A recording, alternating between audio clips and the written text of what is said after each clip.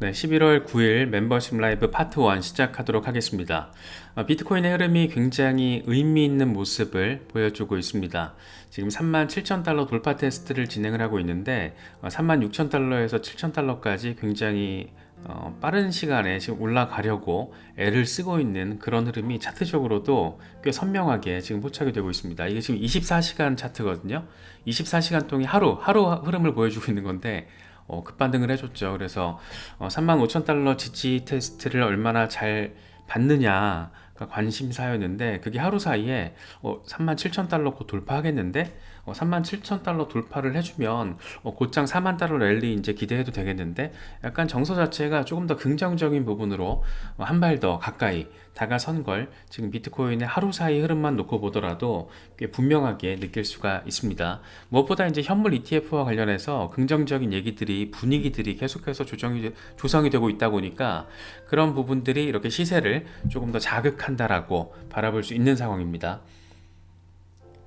이번에 코인글래스가 비트코인의 이번 돌파 상황을 좀 분석을 했는데 이 숏스퀴즈와 이 현물 ETF 승인 기대감이 가격 급등에 기여를 했다. 가격이 이렇게 폭등을 할 때, 급등을 할 때 숏스퀴즈 청산 물량이 엄청 늘었죠. 숏스퀴즈가 발생을 했습니다. 그래서 지난 24시간 동안 6,200만 달러 이상의 숏 포지션이 청산이 됐는데 이 아시아 트레이더들이 주도를 했다라고 분석이 되고 있습니다. 숏스퀴즈가 다시 왔어 라고 코인잉글래스가 이렇게 간단하게 설명을 했는데 한번 훅 하고 올라가는 그 과정에 또 이슈적으로도 긍정적인 재료들이 하나둘 이렇게 더해지다 보니까 굉장히 우리가 반가운 모습을 바라볼 수가 있었습니다.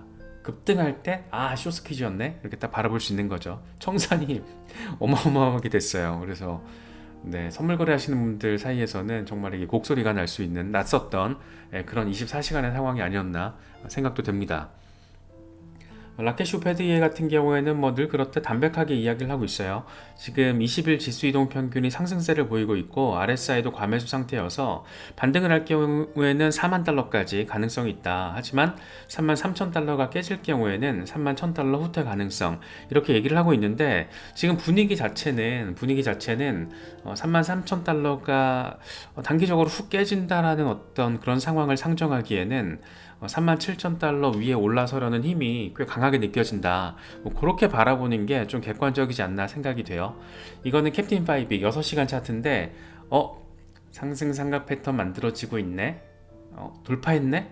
지지받겠네. 날아가겠네. 어디까지? 38,000달러까지 긍정적인 부분에 이야기를 하고 있는 거고 맥스 같은 경우에는 지금 비트코인이 532일 동안 작용했던 저항선을 최근에 돌파하는 데 성공을 했다. 3만 달러 위에 올라섰다는 얘기 하는 거거든요. 그래서 가격이 지금 위쪽으로 추세적인 방향성을 보이고 있어서 더 높은 고점을 기록할 것으로 예상이 돼. 뭐 이런 얘기를 지금 하고 있습니다. 이게 지금 530일 동안 넥라인 저항선이 저항으로 작용해 왔던 건데 그러니 이렇게 굉장히 튼튼했던 지지라인이 작년 여름에 봄 여름 지나갈 때 5, 6월에 꺾이고 나서 그때부터 고점을 조금씩 높여왔는데 이 넥라인을 이번에 돌파를 해줬고 지지를 받아주면서 쭉 나아갈까 아니면 한번 42,000달러 부근에서 저항을 맞고 다시 3만 달러까지 조정을 받고 나아갈까 이 두 가지 상황을 지금 이 하나의 차트를 통해서 이야기를 하고 있습니다. 이 사람이 또 다른 지금 차트로도 이야기를 하고 있는데 라이징 웨지가 지금 형성이 되고 있다라는 거예요. 그래서 이번에 지금 저항선 돌파를 했기 때문에 간다라는 얘기를 하는 거죠. 어디까지? 47,000달러까지. 그래서 조금 다른 관점으로 다른 패턴을 통해서 이야기를 하고 있지만 긍정적으로 지금 42,000달러에서 47,000달러까지 나아갈 가능성에 대해서 좀 긍정적인 부분에 방점을 찍고 있죠.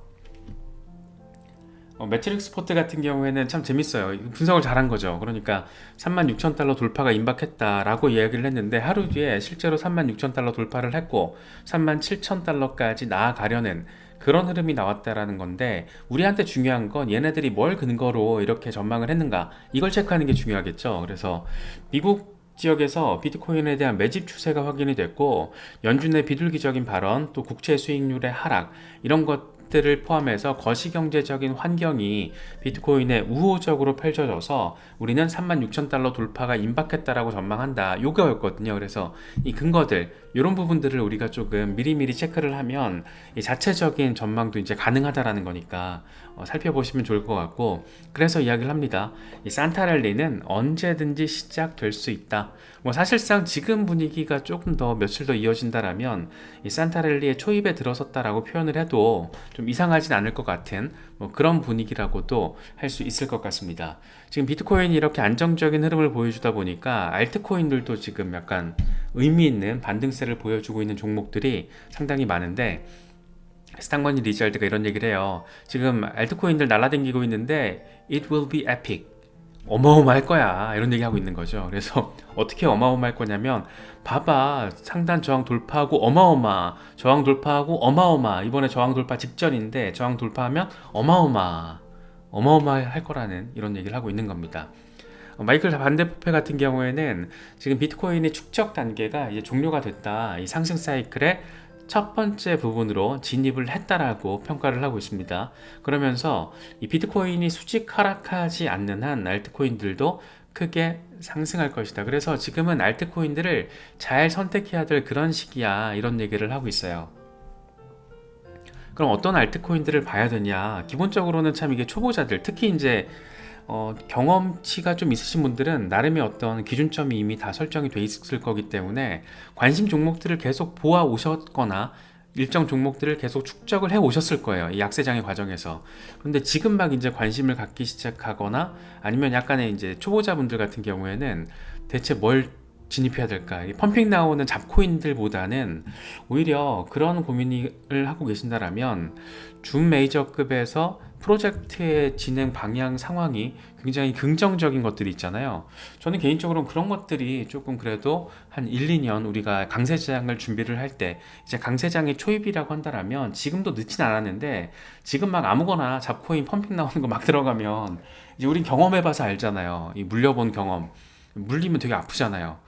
그래서 그런 경험들을 물리더라도 금방 이렇게 프로젝트의 활성 정도가 긍정적인 애들은 그래도 금방 어느 정도 시간이 지나면 회복이 잘 되고, 그런 긍정적인 펀더멘털리티가 있다라면 시세는 알아서 따라가더라, 이런 약간의 이제 경험칙, 학습 효과가 우리에게 있습니다.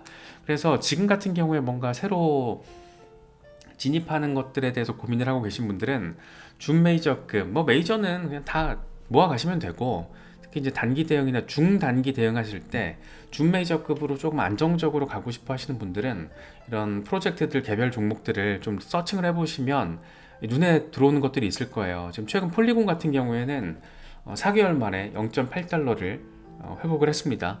10만에서 100만 매틱을 보유하고 있는 고래들이 10월 24일 이후에 무려 4,288만 개를 매집했다라고 해요. 그래서 시총도 이 3주 사이에 54%가 증가를 했고, 이 트랜잭션 같은 경우에도 7월 이후 최고라고 하죠. 그래서 사실 고점 당시에는 2달러 위에서 놀았던 종목인데 지금 많이 올랐는데도 0.8달러 수준. 이 폴리곤, 인도의 이더리움, 굉장히 괜찮죠. 폴리곤 매틱. 프로젝트의 어떤 펀더멘털의 관점에서 바라보더라도 매틱에 대해서는 긍정적인 전망들이 많이 있기 때문에 관심 있는 분들은 조금 더 리서치를 해보셔도 괜찮을 것 같고, 헤테라 해시 그래프가 사실 이제 저희 채널에 리플 홀더분들 많이 계신데, 이 디파이 혁신에 대해서 관심이 많고 관련 어떤 프로젝트들을 조금 더 눈여겨 보시는 분들이라면 뭐 헤테라 해시 그래프 아니면 뭐 알고랜드, 이런 프로젝트들은 조금 이렇게 깊이 있게 살펴보셔도 좋을 것 같아요. 워낙 열심히 일을 하고 있고, 헤드라 같은 경우에는 우리나라에서는 신한은행이랑 파트너십을 맺고 있죠. 그래서 어떤 블록체인 핀테크 혁신이 조금 더 본격화돼서 본궤도에 오르고, 디파이 금융이라는 게 일상생활에서 굉장히 익숙해질 때 분명히 헤드라 해시그래프는 관심도를 엄청 받게 될 거예요, 리플과 더불어서. 그래서 뭐 특히 이제 리플 홀더분들은 대체로 이제 스텔라로맨 정도를 함께 보유하고 계신 경우가 많은데, 뭐 헤데라나 알고랜드나 뭐 이런 유관성이 있는 그런 종목들도 조금 넓혀서 바라보시면서 이 다가올 알트 시즌에 대해서, 본격적인 알트 시즌, 그러니까 2024년 이후 상황을 말씀드리는 거겠죠. 그런 걸 좀 대비하실 분들은 이렇게 조금 아직 뭐 메이저급은 아니지만 그래도 펀더멘털리티 굉장히 튼실하고, 특히 헤드라 같은 경우에는 오늘 보니까 이 텍사스 주에서 특허를 얻었더라고요. 네트워크 내 분산 데이터베이스 방법과 장치, 기술적으로는 뭔 내용인지 저도 모릅니다. 하지만 이거에 대해서 특허를 신청한 게 2019년 6월 4일이래요. 그러니까 헤드라 같은 경우에는 꾸준히 퍼포먼스를 굉장히 이렇게 잘 확장시켜가는 노력을 열심히 하고 있다. 뭐 이렇게 좀 평가를 할 정도는 되지 않나. 뭐 그런 생각을 개인적으로는 가지고 있습니다. 그래서 특히 이제 디파이 종목에 관심 있으신 분들은 참고하셔도 좋을 것 같고요. 이 가스가 지금 난리잖아요. 지금 지난달부터 거의 막 폭등을 하고 있는데 오늘도 보니까 50% 넘게 반등을 했더라고요. 그래서 재밌는 거는 이제 10월 대비 지금 현재 650%가 상승을 해서 사실 가스는 지금 들어가긴 조금 무섭죠. 이미 너무 많이 올랐기 때문에 말 그대로 정말 폭등을 해버렸는데 재밌는 거는 전체 거래량의 61%가 업비트래요. 그래서 지금 바이낸스 대비 가격을 시세를 비교를 해도 업비트가 1.1%더 가격이 지금 올라 있는 상태입니다. 이게 또 뭐지라고 생각했을 때 좀 바라볼 만한 부분이 이 네오의 글로벌 총괄 그 인물이 이번에 UDC 이 업비트의 개발자 컨퍼런스에 온라인 세션에 또 연사로 참석을 한다라고 해요.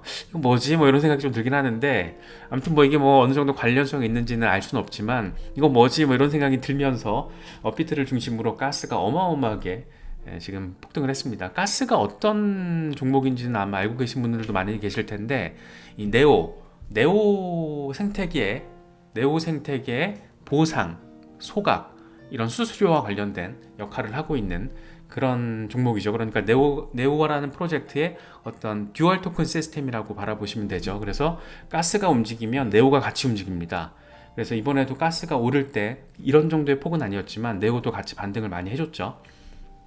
네오 같은 경우에는 이제 1세대 중국, 그러니까 중국의 이더리움이라고 불리는 중국의 첫 번째 대형 프로젝트 뭐 이렇게 좀 수식어를 가지고 있는데 네오가 사실 좀 중국이 약간의 안티 입장을 보이기 시작을 하면서 뭐 죽을 좀 썼죠 계속. 그런데도 뭔가 일은 하고 있나 봐요. 그래서 이 다운페이가 네오 설립자인데 이 사람이 최근에 이런 얘기를 합니다. 연말까지 MEV 공격 저항을 막는 이더리움 가상머신과 호환이 되는 이 사이드 체인을 만들려고 한다. 지금 만들고 있다. 이런 얘기를 10월 27일에 합니다. 그래서 그날을 계기로 어마어마하게 지금 가스가 폭등을 하는 거예요. 그래서 이게 뭐냐면 이 MEV 공격 저항이라는 건 일종의 악성 어택이죠.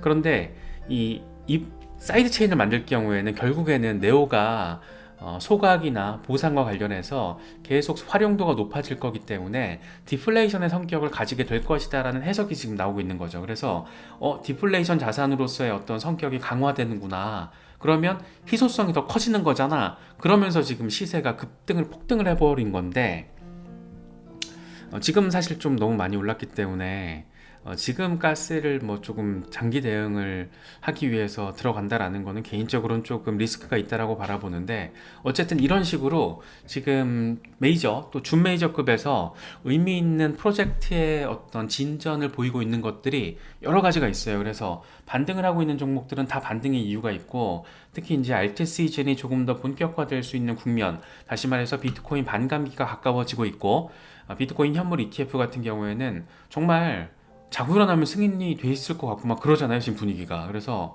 뭐 11월에 승인이 될 수 있다는 얘기까지 나오고 있으니까, 그래서 비트코인이 그렇게 어떤 본격적인 랠리 시즌으로 접어들 때 알트들도 이제 꿈틀꿈틀 순환매를 하게 될 텐데, 그럴 때를 대비해서 어떤 내가 투자를 하는 알트는 뭐가 되면 좋을까를 분석을 하실 때 이런 부분, 특히 이제 펀더멘털 부분을 꼭 체크를 하시면서 접근을 하시면 더 좋을 것 같다라는 말씀을 드리고 싶어서 몇 가지 조금 호재성 재료가 있는, 이미 다 알려진 그런 호재들인데 그런 알트코인들 몇 가지 좀 가져와 봤습니다. 그래서 아마 아시겠죠? 제가 지금 이 알트코인이 매수할 만한 가치가 있다라는 이야기를 드리는 게 아니고, 매수할지를 판단하실 수 있게끔 스터디를 해볼 가치는 있는 것 같다, 이런 말씀을 드리는 건 이제 아실 거예요.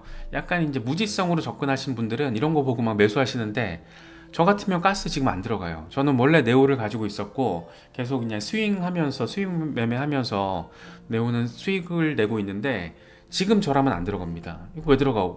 벌써 지금 10월 대비 650%가 올랐는데 저는 이런 거 안 들어가요 개인적으로. 그러니까 저의 개인적인 관점에서는 저는 아무리 가스가 디플레이션 자산화가 된다고 하더라도 이미 600%가 폭등한 자산은 저는 투자를 하지 않거든요. 그러니까 제 나름의 기준인 거예요.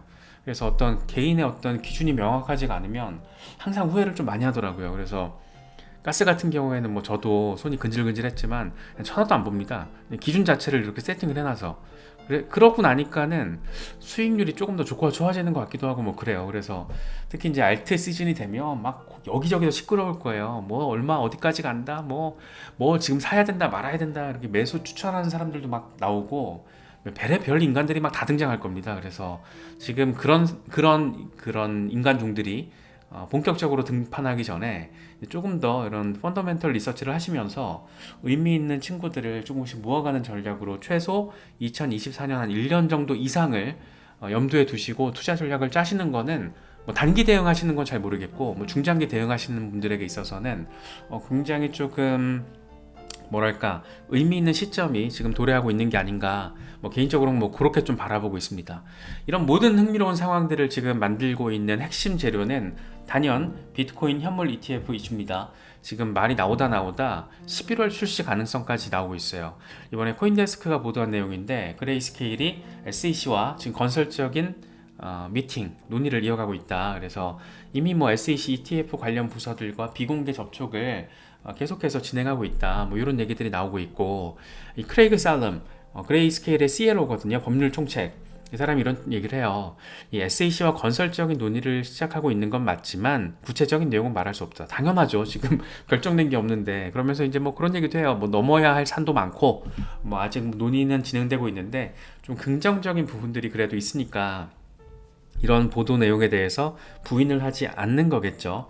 특히 이제 블랙록이나 피델리티 등도 SEC와의 논의에 있어서 진전을 보이는 것으로 전해 듣고 있다. 뭐 이런 멘트까지 날려주면서 시장의 어떤 이 포모 정서를 조금 더 강화시키는 조금의 역할을 해줬고 사실 이런 심리에 조금 불을 붙인 게 이 제임스 세이파트 이 양반인데 SEC가 올해 안에 12건 ETF 신청된 거 현물 ETF 이거 모두 승인할 계획이라면 11월 17일 이전에 이루어질 것이다.